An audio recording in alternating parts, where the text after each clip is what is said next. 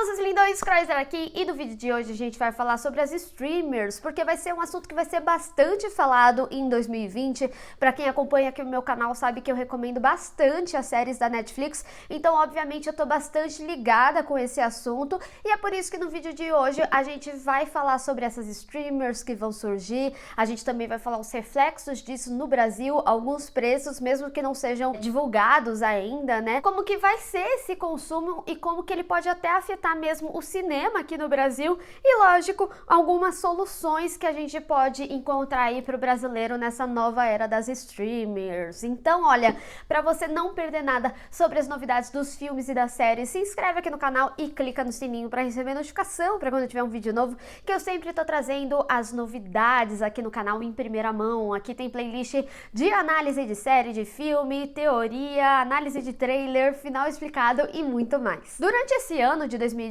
a gente viu muitas matérias de novos serviços de streaming que iriam surgir para 2020. Alguns vão ser lançados agora em novembro aqui no Brasil também, como por exemplo o Apple TV Plus. Eu vou falar um pouquinho individualmente de cada um deles, mas principalmente como grandes empresas criaram esse interesse, como é o caso da Disney Plus. Para a gente explicar toda essa questão, a gente tem que começar desde o começo, quando a Netflix surgiu, porque é uma empresa que ela existe desde 1997, só que o serviço realmente ficou disponível em 2007 lá nos Estados Unidos e chegou aqui no Brasil em 2011 com a proposta de aglomerar diversas obras de vários estúdios. Então tinha conteúdo da Warner, tinha conteúdo da HBO, tinha conteúdo da Universal, ou seja, tornou essas obras audiovisual mais acessível. E aqui no Brasil teve até um reflexo interessante, porque diminuiu a pirataria. Para quem se lembra da internet lá nos anos 2000, existia até mesmo comunidades no Orkut que tinham os tópicos e lá você conseguia ter um acesso mais fácil para você baixar os arquivos, seja de discografia, seja de filme, seja de série, conforme elas iam saindo durante a semana. E hoje em dia eu percebo que a nova geração ela não sabe baixar, então as pessoas hoje em dia elas realmente esperam que a série tal saia na Netflix. Então isso foi algo muito positivo para o mercado, principalmente aqui no Brasil. A Netflix, por exemplo, ela começou com um preço de R$15 aqui no Brasil e ela aguentou por muito tempo, porque afinal a gente sabe que tem a inserção de impostos, principalmente porque era um serviço feito lá nos Estados Unidos que estava sendo comportado aqui. Então por muito tempo eles seguraram esses impostos que foram impostos, né, para a Netflix pagar, para não refletir no público. Mas logo um tempo depois disso, a Netflix começou a criar as suas obras originais, que é o que a gente conhece como séries e filme original Netflix. Então, obviamente, isso também foi refletido no preço, já que ela estava criando uma demanda de conteúdo, ela obviamente estava gastando mais, então obviamente também foi refletido no preço da streamer. E aí a Amazon entrou no jogo também. Na realidade o serviço existe desde 2006, mas ela entrou como uma concorrente direta da Netflix a disponibilizar esse conteúdo mesmo em 2008. Por causa disso, outros serviços começaram a surgir, como a própria HBO Go em 2010 e até mesmo alguns serviços brasileiros, como Fox Premium, Globoplay, Telecine Play. A gente também teve a Hulu, que foi um serviço disponível em 2007 nos Estados Unidos. Ela não chegou a vir para o Brasil, mas atualmente ela foi comprada pela Disney, então ela vai integrar o serviço da Disney. Eu já vou explicar com calma aqui para vocês. E além disso, a Netflix ela também começou a ter um destaque muito grande nas premiações, o que fez com que alguns estúdios de TV abrissem o olho. Afinal, eles estavam perdendo um pouco da audiência também, até porque a Netflix comportava algumas obras como, por exemplo, Friends, que era dos anos 90, então você podia rever as suas séries prediletas, como Gossip Girl, That 70 Show. E sem falar também que com isso a Netflix ela trouxe uma nova linguagem de você consumir as séries, que era justamente maratonando as séries, que a gente vê uma série, uma temporada inteira em um dia, diferente das TVs que tem aí o seu conteúdo justamente para reter a audiência, de sempre voltar naquele horário. Elas lançam as séries semanalmente. Só que com esse sucesso, as empresas, os estúdios começaram a ver que eles deveriam limitar os seus conteúdos e criar os seus próprios serviços de streaming. E com a proposta também de trazer os seus próprios conteúdos originais e não só aglomerar as obras que eram feitas até então. A própria Apple vai ter o seu próprio serviço de streaming, que é o Apple TV Plus, que vai iniciar custando $5 e já vai estrear agora em novembro. Inclusive já tem obras originais e uma das obras obras originais vai ter o Jason Momoa como protagonista. E a Apple não foi a única grande empresa que pensou em grandes nomes para anunciar o seu serviço de streaming. A própria Disney,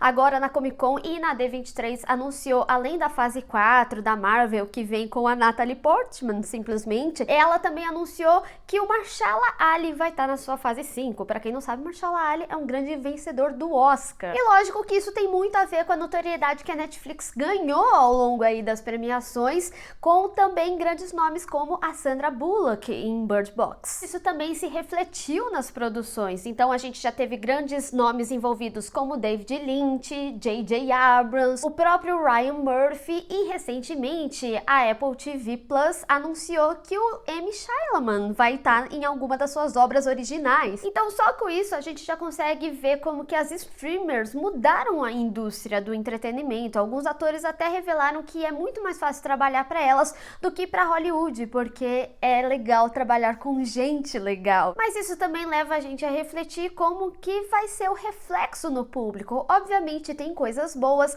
afinal a gente vai ter uma quantidade maior de obras sendo feitas, sem falar também na exigência de qualidade dessas obras, com mais serviços de streaming surgindo, com mais empresas envolvidas, é óbvio que começa uma competição maior para deixar o seu conteúdo, o seu serviço mais atrativo. Então, obviamente, isso também se reflete nas streamings que já existem. Provavelmente eles têm uns contratos que vão, sei lá, até 2021, 2022. A própria Netflix anunciou que em 2021 vai ter Seinfeld na Netflix e eles já estão tentando um sucessor, vamos colocar assim. Não quer dizer que todas as obras que não são originais Netflix vão sair de lá, não é isso, porque afinal cada estúdio sabe o que é relevante para ele, né? Deixar na Netflix, deixar na própria streaming, e às vezes não é interessante, né, reviver essas obras. Mas, por exemplo, a própria Disney Plus, ela vai ter o seu agregador de conteúdos que são da Disney. Então, a gente vai ter essa nova compra da Fox, né? E também o que a gente já conhece, né? Como Lucasfilm, tudo que tiver aí de Star Wars vai pro Disney Plus, as princesas, os filmes da Marvel, tudo que for agregado da empresa Disney, né,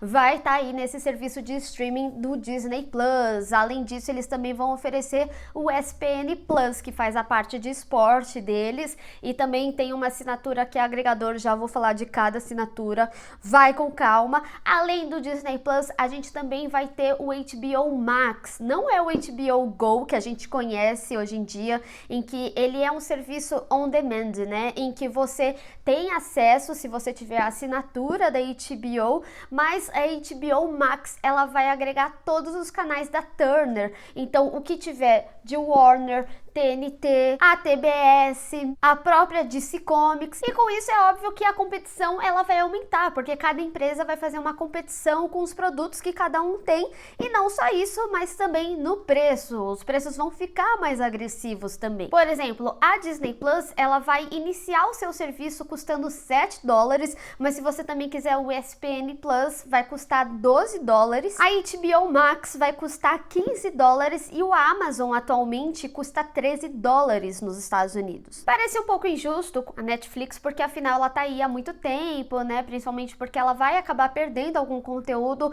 Ainda bem que eles se anteciparam e começaram a criar os próprios conteúdos, então eles se abasteceram muito bem aí no mercado também. Mas tem rolado um comparativo, né? De que, por exemplo, a Disney Plus, que é um grande atrativo para o público brasileiro, principalmente por causa das séries da Marvel, que o preço tá mais barato que a Netflix. Mas a gente tem que lembrar também que a Netflix inicialmente, lá em 2008, ela custava $8. Então, obviamente, esses preços iniciais devem aumentar, pelo menos em um ano, até ter o amadurecimento do serviço. Todo esse contexto é para falar principalmente de como isso vai refletir aqui no Brasil, porque a gente sabe que a gente não tem a mesma realidade dos Estados Unidos, sem falar que também tem impostos que são colocados nesses preços pra gente. Até o momento que esse vídeo está sendo publicado, alguns preços ainda não foram anunciados, voltados para o Brasil, mas eu acho que a gente consegue ter uma boa base com serviços que já existem, como por exemplo, a Netflix, ela tem o pacote básico dela, né, a $14,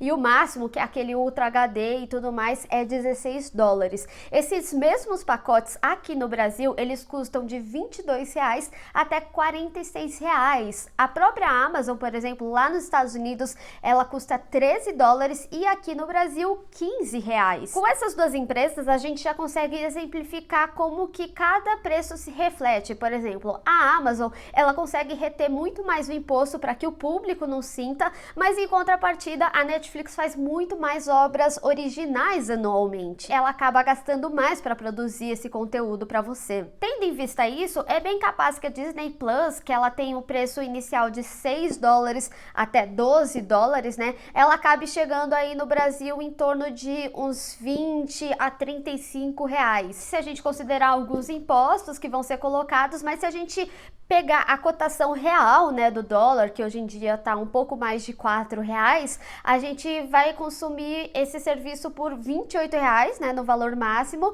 ou se não R$24. Então, é bem mais ou menos esse valor aí que eu falei, isso se a Disney também reter o imposto. Se for já refletido meio que inicialmente no público, é bem capaz de chegar a 30 e poucos reais mesmo. Já a HBO Max, ela é um pouco mais complicada da gente especular, porque assim, lá nos Estados Unidos, ela vai vir com um preço de $15. Mas a gente tem um exemplo já da HBO Go, que a HBO Go é um serviço que vem se você assinar a TV a cabo. Então, por exemplo, aqui no Brasil, se você assinar pela NET ou pela Oi, é R$35, mas também se você assinar pela Sky, tem que ser um pacote deles lá que exista a HBO. Vendo hoje pelo site, eu vi que o pacote mais barato que tem HBO é R$150. Então, a partir do momento que você assina HBO, você tem acesso ao HBO Go. Já o serviço de streaming, que é o HBO Max, que vai ser $15, se eles conseguirem reter bem os impostos e essa conversão do dólar atual, é bem capaz dele chegar aí uns R$30, mas ainda assim é um serviço bem caro. E como eu falei antes, o Apple TV Plus vai chegar a um preço de $5 nos Estados Unidos,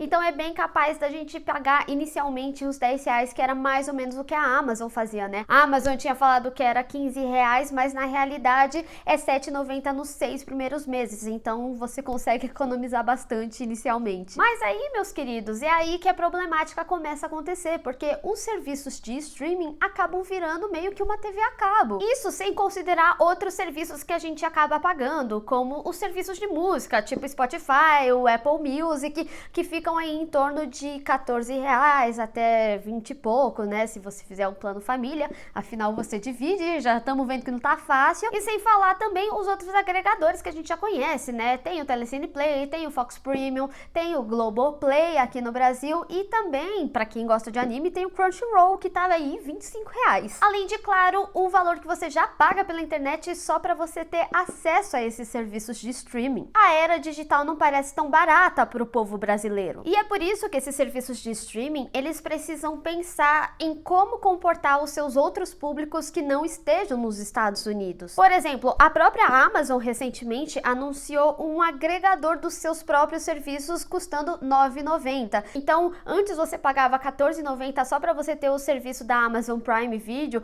Hoje em dia você tem acesso ao frete grátis do site, acesso ao Amazon Music, ao Amazon Prime Video, tudo a R$9,90. Isso seria algo que talvez a própria Apple conseguiria fazer também, agregando aí a Apple TV Plus, a Apple Music, ser meio que um serviço só em que você paga e você tem acesso aos outros produtos da empresa. Outra solução para o brasileiro seria que as TVs a cabo integrassem os seus serviços de streaming. Então, por exemplo, se você tem a sua assinatura aí da Warner, da TNT, você já teria automaticamente esse acesso ao HBO Max, que seria mais ou menos como funciona a HBO Go hoje em dia, mas a gente tem que lembrar também que a HBO Go é um serviço on demand só da HBO, então só estão lá as séries e os filmes da HBO.